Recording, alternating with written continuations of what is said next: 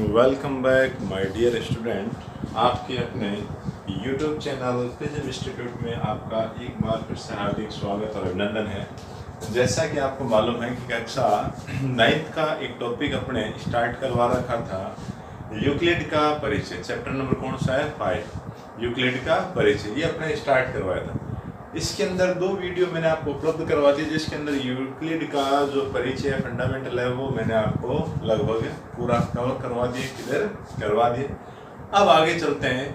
इसी के अंदर जो प्रश्नावली 5.1 है, उसके प्रश्नों को थोड़ा पढ़े। तो अपने चलते हुए प्रश्नावली कौन सी है? प्रश्नावली 5.1। सबसे बड़ी दिक्कत ये है कि इस चैप्टर में सारे प्रश्न क्या है? भाषाई प्रश्न है।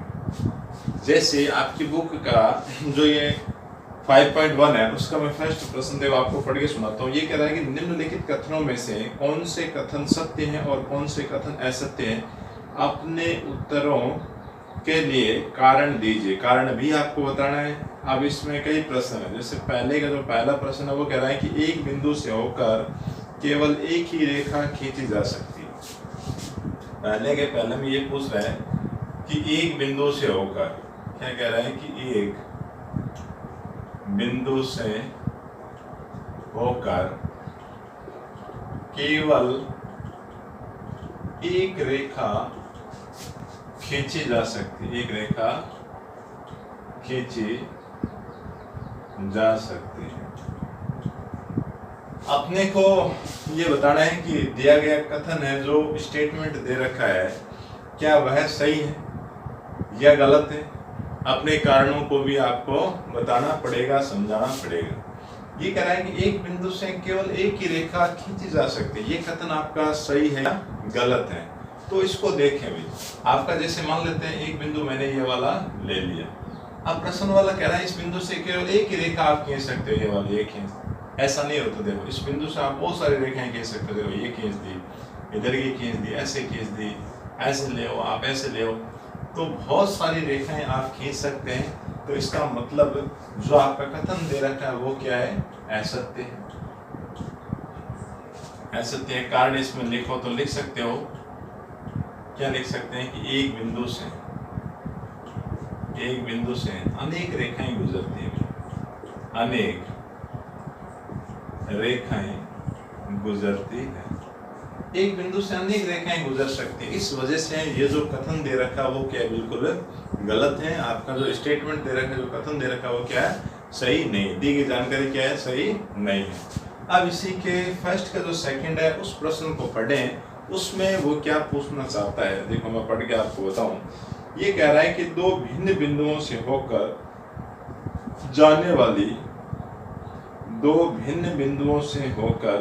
जाने वाली असंख्य रेखाएं हैं। ये कह रहा है कि दो भिन्न बिंदुओं से होकर जाने वाली असंख्य रेखाएं। क्या कह रहा है प्रश्न? कि दो भिन्न बिंदुओं से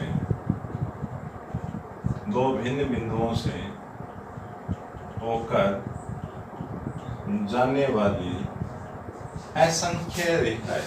क्या है? असंख्य रेखाएं। मतलब ये कह रहा है कि दो अलग अलग आपके पास बिंदु दे रखे हैं, ठीक है ना? दो भिन्न बिंदुओं से होकर जाने वाली असंख्य रेखाएं ना, बहुत सारी रेखाएं होती हैं क्या?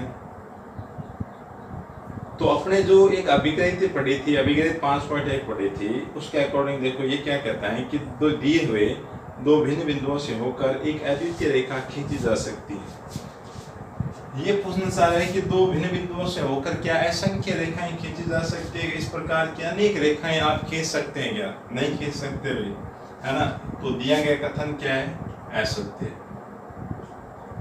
कारण में आप लिखें तो ये लिख सकते हैं कि अभिग्रहित 5.1। ये जो 5.1 अभिग्रहित है, वो क्या कहता है कि दिए हुए, क्या कहता है कि दिए हुए दो भिन्न बिंदुओं से, क्या दिए हुए दो भिन्न बिंदुओं से होकर एक अद्वितीय रेखा गुजरती है, या अद्वितीय रेखा खींची जा सकती है। एक अद्वितीय रेखा खींची जा सकती है। मतलब एक बिंदु आपका ये रहा और एक बिंदु आपका ये रहा, जैसे P और Q, तो दो भिन्न बिंदु है, अलग अलग जगहों पे दो बिंदु आपको दे रखे हैं, तो उनसे होके केवल और मात्र केवल एक रेखा आपने खींच सकते हैं, वो भी अद्वितीय होती है, उसके जैसी दूसरी रेखा आपको नहीं मिलती है। तो इस वजह से ये आपका जो कथन है, जो स्टेटमेंट है जो दे रखा है, वो क्या बिल्कुल गलत है। इन्होंने ये पूछा है कि दो भिन्न बिंदुओं से होकर क्या असंख्य, मतलब जिनकी अनकाउंटेबल हो, मतलब बहुत सारी रेखाएं खींच सकते हैं क्या? नहीं, गलत है। देखो असत्य है, कारण कि आपने अभिगणित जो 5.1 पढ़ी थी उसमें दे रखा है साफ साफ कि दिए हुए दो भिन्न बिंदुओं से होकर एक अद्वितीय रेखा खींची जा सकती है, एक ही रेखा अपने खींच सकते हैं। इस वजह से अपना ये जो कथन दिया हुआ था वो क्या है, गलत है। उसका कारण भी लिख दिया, चित्र बना के उसको आराम से समझा दिया। अब और आगे चलते हैं, इसका भी आप स्क्रीनशॉट ले लें और आराम से अपने लैंग्वेज के अंदर लिख सकते हैं। तो देखो भाषा इसमें आप आगे पीछे कैसे भी लिखें, कोई दिक्कत नहीं है ना। तो लिखें वो सटीक चीजें जो आपको दे रखी। तो प्रश्न संख्या 1 में पहला और दूसरा हो गया। अब आगे चलते हैं कि इसका जो तीसरा कथन है, तीसरा जो प्रश्न है वो क्या कह रहा है। तीसरे प्रश्न में ये पूछना चाह रहा है कि एक शांत रेखा दोनों ओर अनिश्चित रूप से बढ़ाई जा सकती है। एक शांत रेखा दोनों ओर से अनिश्चित रूप से बढ़ाई जा सकती है। तो ये बढ़िया अपना तीसरा प्रश्न क्या कहता है कि एक शांत रेखा दोनों ओर से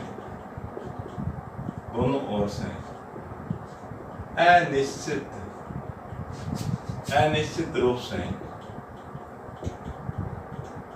बढ़ाई जा सकती है। बिल्कुल सही है, बढ़ाई जा सकती है। आपने ये पढ़ा था भाई, आपने ये पढ़ा था, कहाँ पढ़ा था? अभिधारणा जो अपने पढ़ रहे थे, अभिधारणा जो 2 नंबर की है उसमें पढ़ा था आपने। किसमें पढ़ा था? अभिधारणा 2। अभिधारणा देखो 2 क्या कहती है कि एक शांत रेखा को अनिश्चित रूप से बढ़ाया जा सकता है, अनिश्चित रूप से बढ़ाया जा सकता है। जैसे ये शांत रेखा, ये क्या है? शांत रेखा है, मतलब 2 इसके पॉइंट है, इसके दोनों ओर से आप इसको बढ़ा सकते हैं भाई। आप इस साइड से भी इसको अनिश्चित रूप से जितना आप बढ़ाना चाहते हो बढ़ा सकते हैं। इधर वाले पॉइंट से भी आप इस रेखा को इस साइड भी आप जितना चाहो उतना बढ़ा सकते हैं। तो इसका मतलब जो कथन दे रखा है वो बिल्कुल आपका उत्तर क्या आ जाएगा, इसका सही है, बिल्कुल सत्य है। सही कह रहा है ये कि एक शांत रेखा दोनों ओर से अनिश्चित रूप से बढ़ाई जा सकती है। ऐसा किसके द्वारा कहा गया? अभिधारणा जो 2 है उसमें यूक्लिड ने बताया था अपने को, तो उस वजह से आपका ये क्या कथन बिल्कुल सही है। अब इसका लेते हैं क्वेश्चन संख्या 4। फर्स्ट का जो 4 है वो पढ़ेंगे। फर्स्ट के 4 में ये कह रहा है कि यदि 2 वृत्त बराबर है, क्या कह रहा है? यदि 2 वृत्त बराबर हैं तो उनकी त्रिज्याएं क्या होती हैं? बराबर होती है। यदि 2 वृत्त बराबर है तो उनकी त्रिज्याएं क्या होती है? बराबर। यदि 2 वृत्त बराबर है तो उनकी त्रिज्याएं क्या है? बराबर होती है। क्या प्रश्न दे रखा है? ये कह रहा है कि यदि 2 वृत्त बराबर है तो उनकी त्रिज्याएं बराबर होती है। बिल्कुल ये सही कह रहे हैं। जैसे आपका एक ये वृत्त है, इसके बराबर ये दूसरा वृत्त है, इसका केंद्र हो गया आपका ये वाला, इसका केंद्र हो गया आपके ये वाला।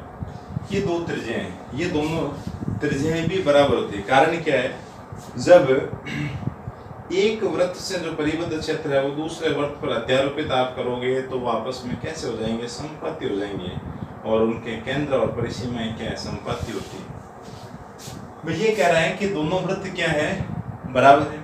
तो दोनों वृत्त बराबर है तो इस वृत्त को यदि उठा के इसके ऊपर रखा जाए तो ये वाला वृत्त क्या है? इसकी संपत्ति हो जाएगा। तो क्या लिखेंगे?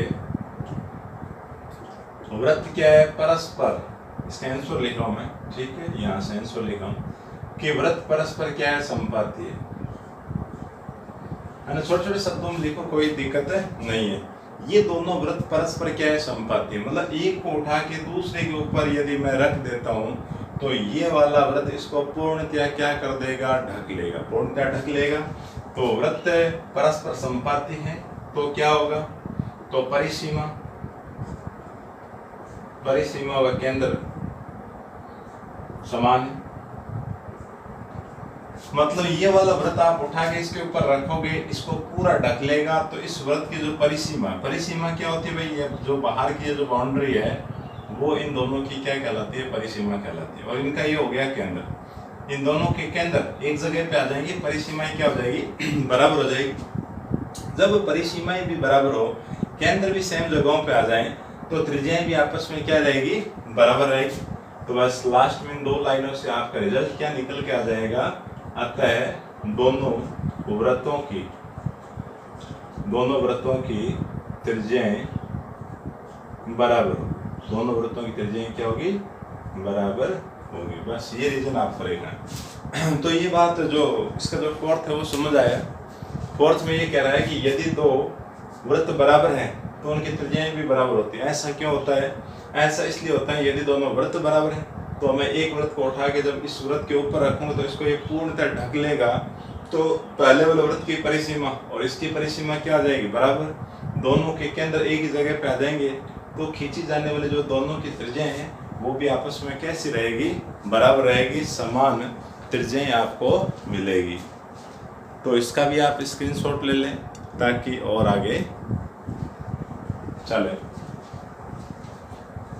तो छोटे छोटे प्रश्न हैं जो स्टेटमेंट लिखवा रखे हैं, कुछ उनकी सहायता लें, कुछ अपने बेसिक नॉलेज के द्वारा आप उसमें कारण को लिख सकते हैं। इस कारण से ये इस प्रकार से क्या रहते हैं, बराबर रहते हैं। तो प्रश्न संख्या 1 में एक पार्ट और रहेगा। प्रश्न संख्या जो 1 अपने अभी जो कर रहे हैं 5.1 का जो प्रश्न संख्या 1 है उसमें 5 पार्ट और देखो क्या कह रहा है। 5वां पार्ट ये कह रहा है कि आकृति में, इसका मतलब आकृति आपको दे रखी है, तो इसमें आकृति बना लेते हैं।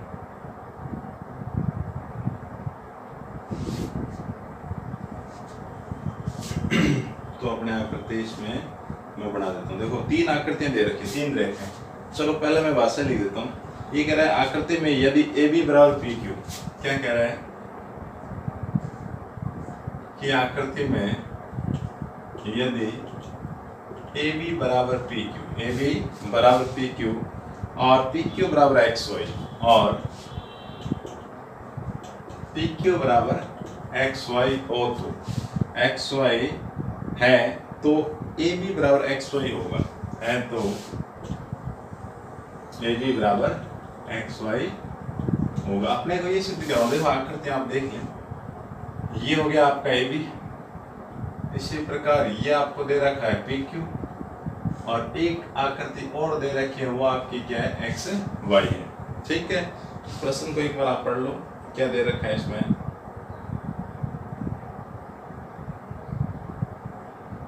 तो इसको आराम से देख लो और प्रश्न को वो क्या कहना चाह रहा है, लिखा हुआ है, थोड़ा सा दिमाग लगाओ आप भी।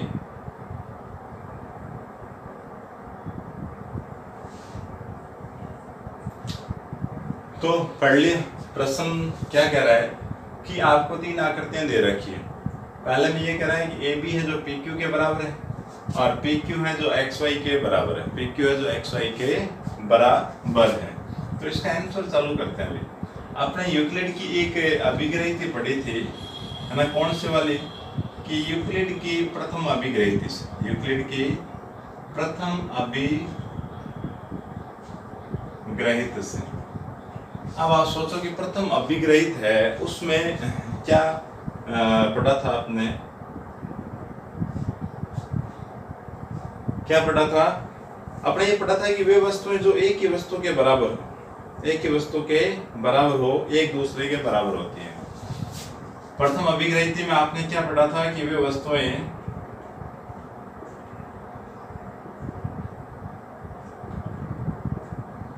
वे वस्तुएं जो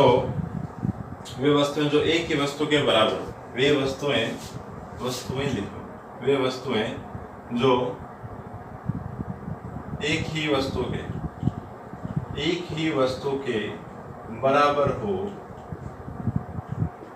तो वे वस्तुएं परस्पर बराबर होती है, या आपस में क्या होती है, परस्पर या आपस में बराबर होती है। ये यूक्लिड की जो धारणा है वो कहता है जैसे ये वस्तु इसके बराबर है, ये वाली वस्तु इसके बराबर है, तो यही कह रहा है कि वे वस्तुएं जो एक ही वस्तु के क्या है, बराबर है। तो देखो अपने को दी गई दो जानकारी है, मैं इनको लिख रहा हूँ। देखो मैंने ये लिखा, ठीक है, क्या लिखूं मैं, देखो कि AB है वो किसके बराबर है, PQ के बराबर है। AB क्या है, PQ के बराबर है। दूसरा PQ XY के बराबर, तो मैं PQ को इधर लिख लेता हूँ, PQ क्या है, XY के बराबर। इन दोनों से देखो क्या रिजल्ट निकलेगा।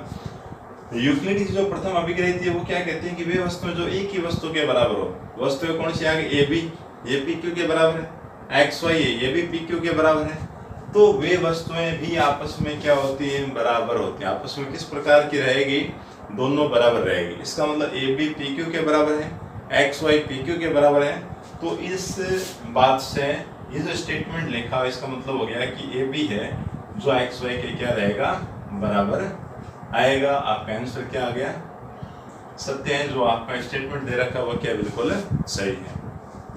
हाँ, तो अपने यहाँ चल रहे थे, मैं बता रहा था कि जैसे अपने प्रश्न संख्या जो 1 है उसका जो 5th पार्ट है उसमें ये कह रहा है कि आकृति में 3 रेखाएं आपको दे रखी है, ठीक है। तो देखो ये कह रहा है कि जो AB है वो PQ के बराबर है और PQ है जो XY के बराबर है।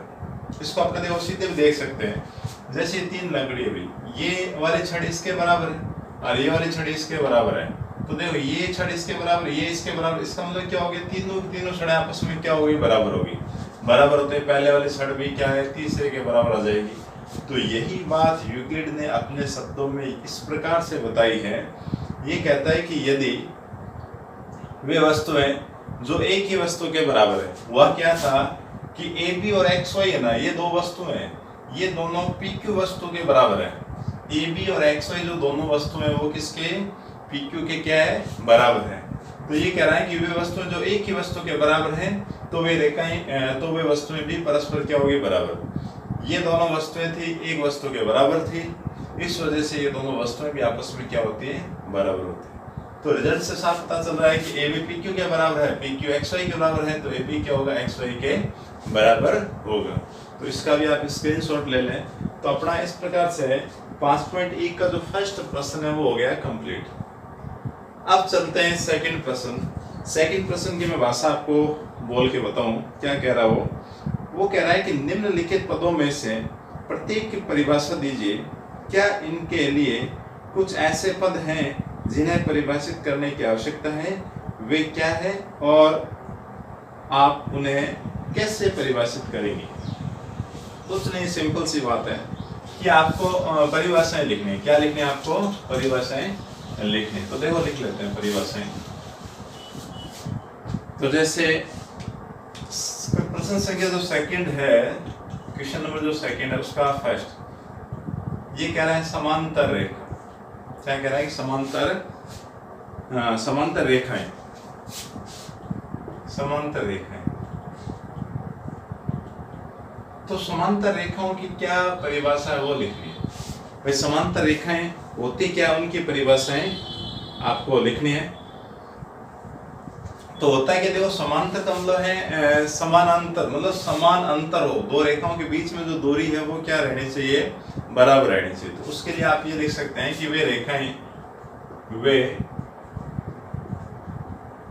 दो रेखाएं जो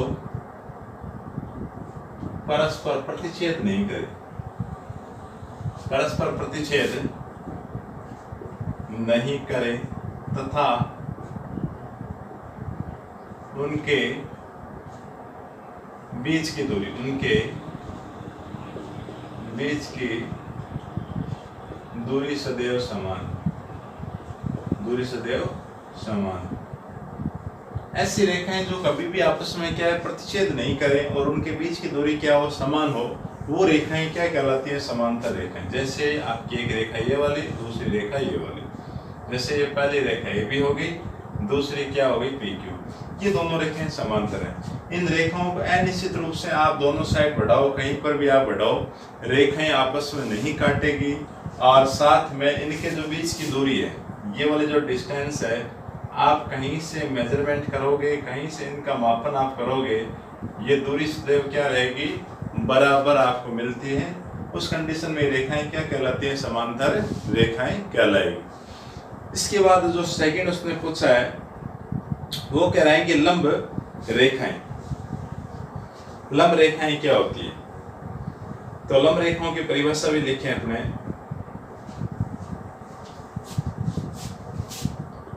सेकंड उसने पूछा है कि लंब रेखाएं,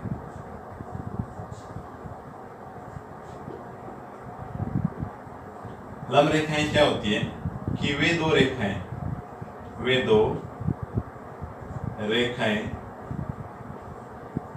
जो एक दूसरे पर इस प्रकार खड़ी हो कि उनके बीच का कोण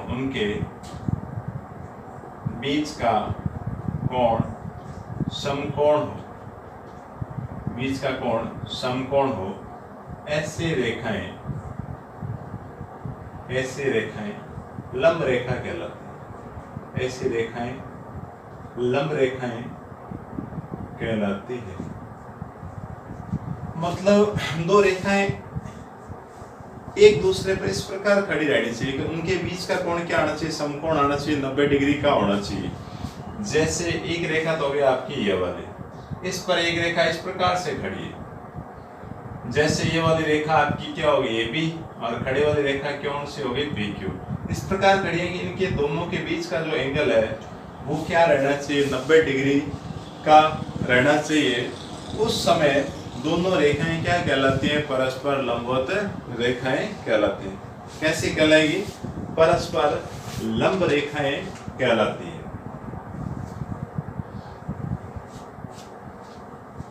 तो इसका आप स्क्रीनशॉट ले लें अपने प्रश्न संख्या जो 2 है उसमें प्रश्न संख्या 2 का फर्स्ट और सेकंड पार्ट कर लिया, इनकी डेफिनेशन आपने लिख लिए। अब और आगे चलते हैं। प्रश्न संख्या जो सेकंड है उसका जो थर्ड है वो पूछ रहा है कि रेखाखंड क्या है। रेखाखंड क्या है उसको लेते हैं। रेखाखंड क्या है,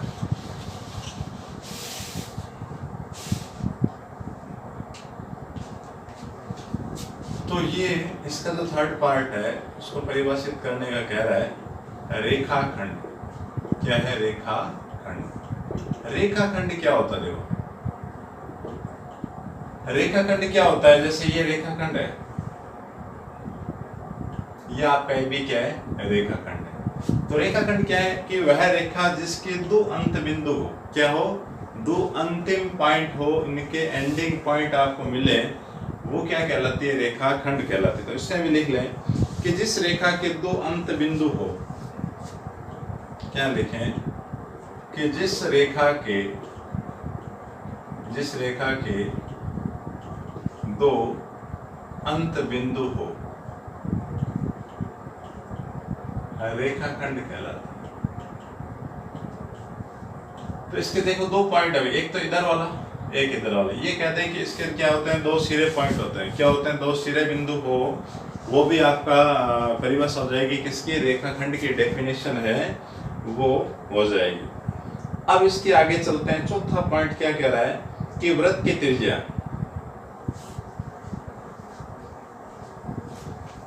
क्या पूछ रहा है, चौथा पूछ रहा है कि वृत्त की त्रिज्या। ये भी आराम से परिभाषित कर सकते हैं। आपका ये वृत्त है, वृत्त का ये केंद्र है और ये होती है आपकी त्रिज्या। तो ये केंद्र हो गया और ये होगी परिसीमा, ठीक है। तो इससे आप ये लिख सकते हैं कि वृत्त के केंद्र से, वृत्त के केंद्र से परिसीमा परिसीमा मतलब परिधि, परिसीमा या परिधि तक की दूरी, तक की दूरी वृत्त की त्रिज्या कहलाती है, वृत्त की त्रिज्या कहलाती है। वृत्त की त्रिज्या क्या होगी भाई? केंद्र से, ये आपका केंद्र है, केंद्र से ये जो परिसीमा, ये जो बाहर की जो आपकी बाउंड्री है उस तक की जो डिस्टेंस है, दूरी है, वो आपकी क्या कहलाती है? वृत्त की त्रिज्या कहलाती है। क्या कहलाती है? वृत्त की त्रिज्या कहलाएगी। अब इसके आगे है आपका एक कोण सह वर्ग, तो इसका आप स्क्रीनशॉट ले लें ताकि इसको हटा के इसका 5वां पॉइंट फिर करें।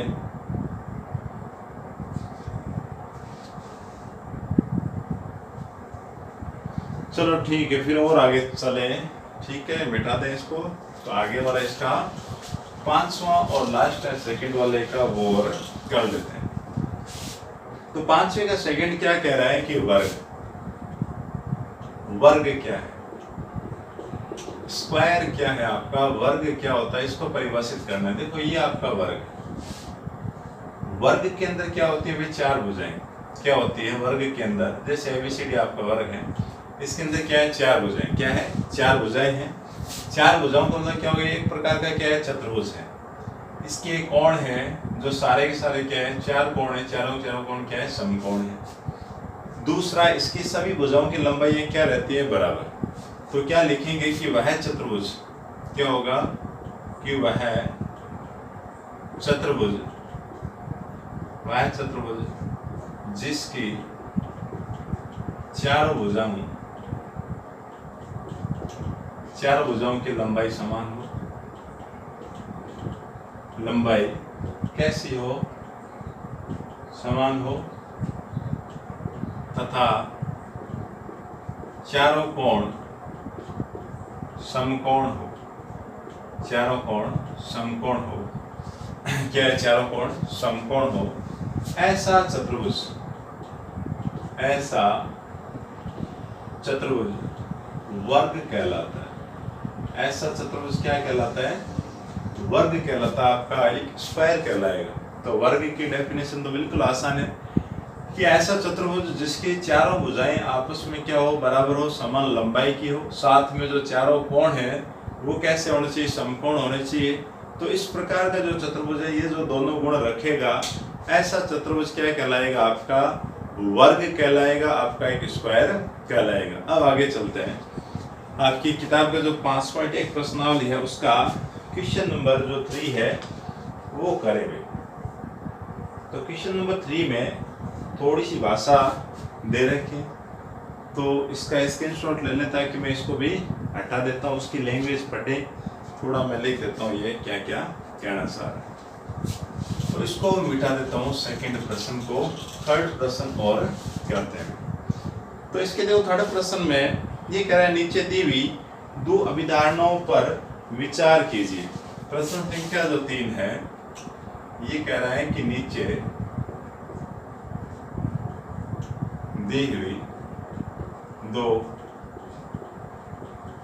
अभिधारणाओं पर विचार कीजिए, अभिधारणाओं पर विचार कीजिए,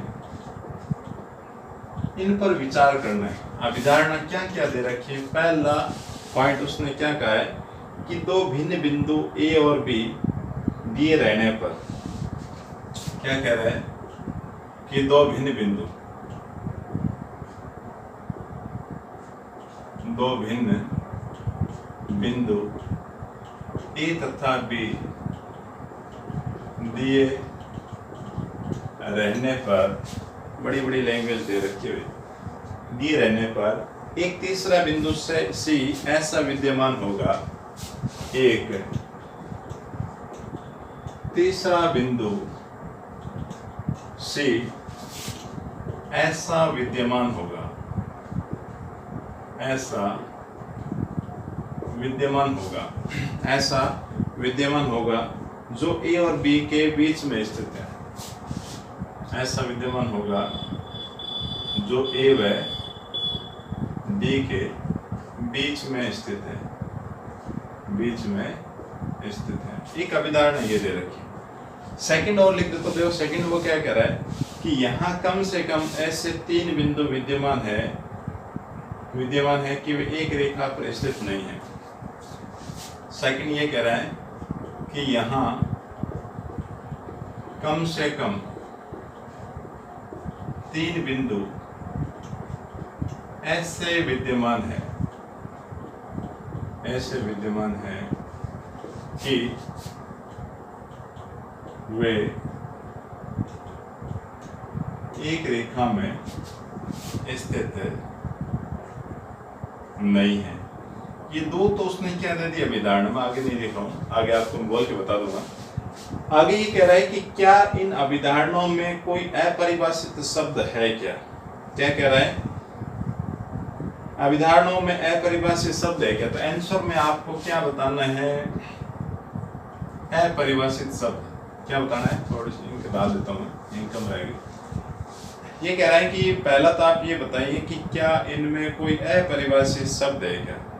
तो 2 अभिधारणाएं आपको दे रखी है, ठीक है। तो ये कह रहा है कि अपरिभाषित शब्द, क्या इनमें अपरिभाषित शब्द है क्या, ऐसा पूछ रहा है। दूसरा उसके बाद ये कह रहा है कि क्या ये अभिधारणाएं अविरोधी है क्या ये अभिधारणाएं अविरोधी है। सेकंड कंडीशन में ये पूछ रहा है कि क्या अभिधारणाएं अविरोधी है क्या, मतलब विरोध नहीं करती है क्या एक दूसरे का, ये विरोध नहीं करती है, ये पूछना चाह रहा है। उसके आगे और पूछ रहा है क्या ये यूक्लिड की अभिधारणा से प्राप्त होती है, क्या ये यूक्लिड की अभिधारणा से प्राप्त होती है, स्पष्ट कीजिए। क्या ये यूक्लिड की अभिधारणा से प्राप्त होती है, क्या ये यूक्लिड की अभिधारणा से, क्या ये यूक्लिड की अभिधारणा से प्राप्त होते हैं।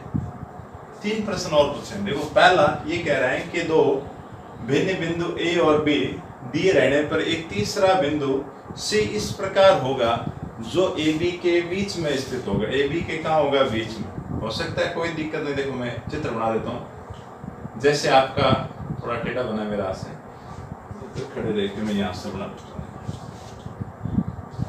ये रेखा होगी आपकी A और B। ये कह रहा है क्या इसके बीच में कोई तीसरा बिंदु होगा जो इन दोनों, तीसरा बिंदु C ऐसा विद्यमान होगा कि जो इन दोनों के बीच में स्थित होगा। ये लो C हो सकता है, कोई दिक्कत नहीं है। तो पहला ये जो धारणा कह रहा है वो क्या है, सही है। उसके बाद दूसरा में ये कह रहा है कि यहाँ कम से कम 3 ऐसे बिंदु विद्यमान हैं जो एक रेखा पर नहीं है, कोई दिक्कत नहीं। एक बिंदु यहाँ, एक बिंदु यहाँ, एक बिंदु आप यहाँ ले लो। तो मैंने इन दोनों को ज्वाइंट कर दिया। रेखा क्या है, AB एक रेखा पर नहीं, तीसरा बिंदु कहाँ है, अलग है। आप इसको जोड़ो तो ये लो ज्वाइंट करवा दें, आप यहाँ ज्वाइंट करवा दें। तो ऐसा भी हो सकता है, कोई दिक्कत नहीं है, ठीक है। तो आकृति बना के देख लीजिए, दोनों जो अभिधारणा है वो क्या विचार कर लिया कि सही सही ये कह रहा है। अच्छा, अब ये कह रहा है परिभाषित शब्द क्या है। तो पहली अभिधारणा में शब्द क्या आ रहा है, बिंदु। शब्द क्या आ रहा है, बिंदु। तो इसमें अपरिभाषित का मतलब है कि उसके बारे में कोई परिभाषा दे रखी है। तो इस पहले कथन के अंदर बिंदु के बारे में कोई स्टेटमेंट नहीं दे रखा है ना, ये तो स्थित है रेखाओं के बारे में बता रहा है। तो पहला अपरिभाषित शब्द क्या आ गया, बिंदु। दूसरे में ये कह रहा है कि यहाँ कम से कम 3 बिंदु ऐसे विद्यमान है क्या जो एक रेखा में स्थित है। तो अपरिभाषित शब्द कौन सा हो गया, रेखा। तो ये इसमें रेखा को परिभाषित नहीं करवाना चाह रहा, तो अपरिभाषित शब्द क्या आ गए, बिंदु और रेखा। फिर ये पूछना चाह रहा है क्या ये अभिधारणा अविरोधी है क्या ये आपस में विरोध करती है क्या, नहीं करती भाई, इनका आपस में लेना देना नहीं है। ये तो कह रहा है एक लाइन के अंदर है, ये कह रहा है एक लाइन के अंदर नहीं है। तो दोनों ही बात होती है, एक लाइन के अंदर रखना चाहे तो लाइन में रखो, नहीं रखना तो आप ऊपर नीचे एक बिंदु को कहीं पर भी रखें। तो अविरोधी है, बिल्कुल अविरोधी है, बिल्कुल आपका कथन क्या है, सही है, आपस में विरोध नहीं करती है। क्या ये यूक्लिड की अभिधारणा है क्या, यूक्लिड ने ऐसी कोई बात कही है क्या। तो यूक्लिड ने ऐसा कुछ नहीं कहा है, तो इसका उत्तर क्या आ जाएगा, नहीं। तो ऐसा यूक्लिड ने कोई पर्टिकुलर अपने को केस वगैरह नहीं समझा है, उसने नहीं दिया है। तो ये तो हो गया भाई देखो आज का पार्ट नंबर 3। अब आगे जो इसके 2-3 क्वेश्चन और रह गए, किसके, यूक्लिड का जो चैप्टर नंबर 5.1 है उसके 2-3 क्वेश्चन और रह गए, वो अपने इससे आगे जो पार्ट नंबर 4 करवाएंगे उसमें आपको ये कंप्लीट मैं करवा दूंगा। तो इस चैप्टर में बड़ा बोरियत भरा है, सिर्फ भाषाएं ही आपको लिखनी है। वीडियो को आप 2-3 बार देखना, पॉज करके लैंग्वेज को अपने शब्दों में लिख सकते हैं, कोई दिक्कत नहीं आएगी। तो इनको आप बार बार देखोगे, आपको ऐसे ही दिमाग के अंदर ये सेट हो जाएगा। सिर्फ ये लिख के उसको समझाना है और कुछ नहीं करवाना। तो नेक्स्ट वीडियो में फिर मुलाकात होती है, तब तक के लिए thank you all of you.